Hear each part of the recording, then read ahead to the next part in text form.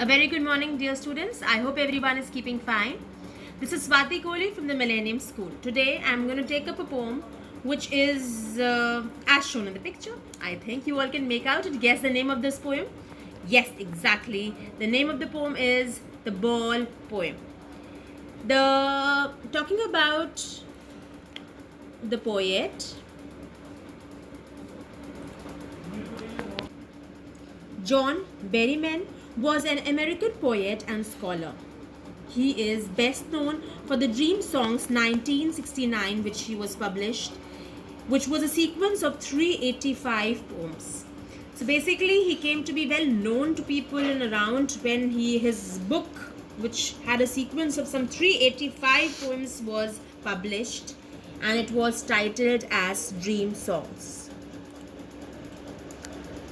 The Ball Poem. Now, before I begin with this, I just want to give you a little brief. In this poem, there's a small boy, and I think it happens with all of us. We all are so materialistically attached to various things that when we tend to lose it, it really upsets us. This little boy is no different. For the first time, he has lost his possession, his materialistic possession, which is nothing but a small ball.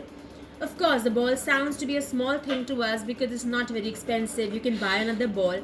But still, this boy is upset. We'll see as we go through this poem. And we'll find out that what is actually making this boy so sad and what lesson is he going to get from this poem.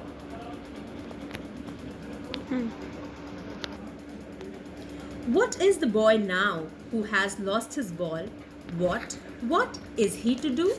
I saw it go, merrily bouncing down the street, and then merrily over there it is in the water. The poet is actually standing and he's watching this little boy who was playing with his ball and enjoying and was really happy. But suddenly he observes that the ball falls into the water, and he wants to note down the reaction of the child. The poet is talking about a boy who has lost his ball. He wants to know about him and his reaction because he has lost his ball. Further, he asks to himself that what this boy will do after losing his ball. The poet has seen the ball going away from the boy. He says that the ball was cheerfully jumping up and down in the street. How can a ball actually be cheerful? It's just an imagination of the poet. So it's basically an example of imagery. Children, this is a poetic device which has been used here. Merrily bouncing down the street is basically a poetic device which is imagery. So now that when the ball skipped from the boy's hand, it went into the street, and later on it fell into the nearby river. Children, apart from imagery, you can also see the usage of what in the beginning, repeated uses of what in the beginning, as well as merrily here, which is an example of anaphora. So two poetic devices we have noted in this paragraph. One is anaphora and the other is imagery. So the poet is observing all these things from a distance. No use to say, oh, there are other balls. So he says that there is no point going to the little boy and trying to console him by saying that don't worry, you have another balls too. An ultimate shaking grief fixes the boy. Grief is the sorrow. Fixes means he is standing still, and rigid shows that he is fixed. Trembling is shaking. So the poet says that there is no benefit of consoling the boy by saying that he will get another ball because he has other balls too. He says so because the boy is feeling very sad. He is completely surrounded by sorrow. He is sad because all the memories of childhood days went into the harbor with the ball. A harbor is a dock or a port where the ships are parked. I would not intrude on him a dime, another ball is worthless. Now, he senses first responsibility in a world of possessions. Here the poet says that the boy is very sad as the ball which has gone into the water reminds him of those sweet memories of the times when he actually owned it. The poet further says that he can't even tell the boy to take some money. Dime is basically the currency. So he says that he cannot even give him some money to buy another ball because he feels it would be absolutely worthless. Because the new ball will not bring the sense of belonging to the boy. Further, the poet says that the time has come for the boy to learn the responsibility of taking care of his things. In a world of possessions, people will take balls. Balls will be lost always, little boy. And no one buys a ball back. Money is external. He is learning well behind his desperate eyes. So let's see what the meaning of these lines are. Possession means ownership. Money is external. External here, things with which feelings are not really attached. Desperate is hopeless. Here the poet says the boy has to learn that in this materialistic world, many of his belongings will be lost. He personifies the ball as his belongings, be it the worldly things or the relationships he is in possession of.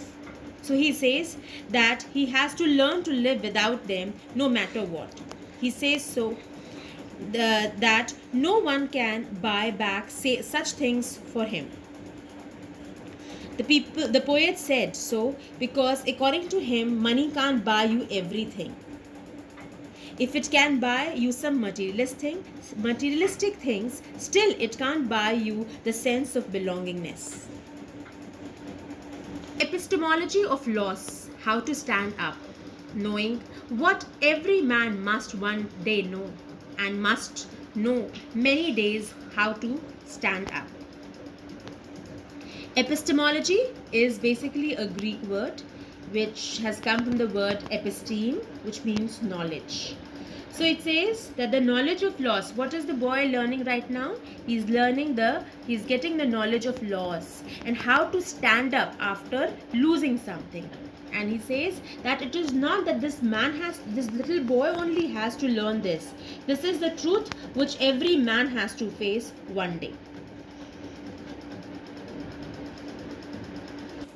He says that the boy is learning how to stand up against the sense of lost things. This means that the boy is trying to learn the real truth of life, which states that you have to accept the miseries of life and stand up again. This is the truth which everyone has to learn in his or her life. The harsh truth of standing up against the odd miseries of life that everyone has to bear. What is the literary device which has been used here?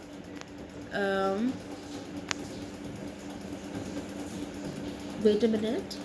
Buys a ball back is an example of alliteration. Buys a ball back. The sound B at the start of the two consecutive words, here rather thrice it has been used. So that's an example of alliteration. Repetition of the word ball is an example of repetition.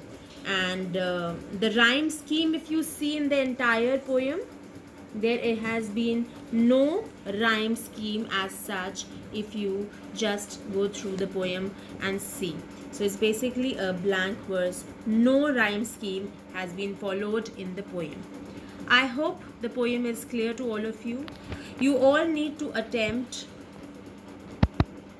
the questions which are given at the back in your textbook. Question number 1 to question number 6 all need to be done up in your registers. Thank you, class. With this, I come to the end of the session. Take care of yourself. Stay in, stay safe.